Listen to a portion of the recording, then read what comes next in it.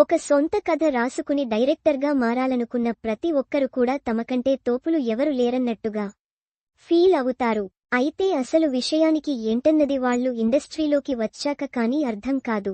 ఇదే విషయాన్ని తన అనుభవాలుగా చెప్పాడు pan India star director Prashanth Neel. రీసెంట్గా స్టూడెంట్స్ కోసం ఏర్పాటు చేసిన ప్రోగ్రాంలో పాల్గొన్న ప్రశాంత్ నీల్ సినిమా చూడటం వేరు, తీయడం వేరు అని చెప్పుకొచ్చారు. తను ఉగ్రం సినిమా తీయడానికి ముందు వరకు సినిమా డైరెక్టర్స్ అంతా కూడా బ్యాడ్ అనుకునే వాడినని అన్నారు. ప్రశాంత్ నీల్ ఇండస్ట్రీలో మార్పు తీసుకురావాలని తాను అనుకునే వాడినని అన్నారు. అయితే మొదటి సినిమా కొంత పార్ట్ షూట్ అయ్యాక సినిమా కష్టం అంటే ఏంటో అర్థమైందని అన్నారు.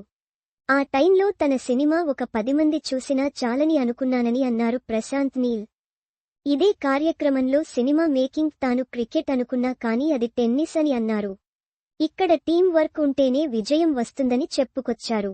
ప్రశాంత్ నీల్ సినిమా తీయకముందు ఆలోచనలు ఎలా ఉన్నాయో చెప్పి ఆ ఆసక్తి ఉన్న ఫిల్మ్ స్టూడెంట్స్కి రియాలిటీ ఎలా ఉంటుందో చెప్పేందుకు సహకరించారు.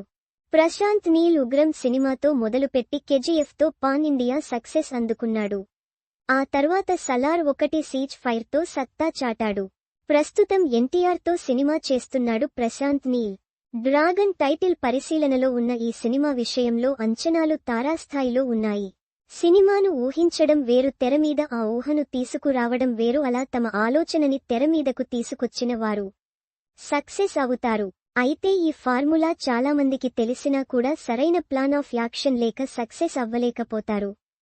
ప్రశాంత్ నీల్ కూడా తానొక గొప్ప దర్శకుడు అవ్వాలనే కలలు కనే నేడు దాన్ని తన ప్రతిభతో సాధించాడు.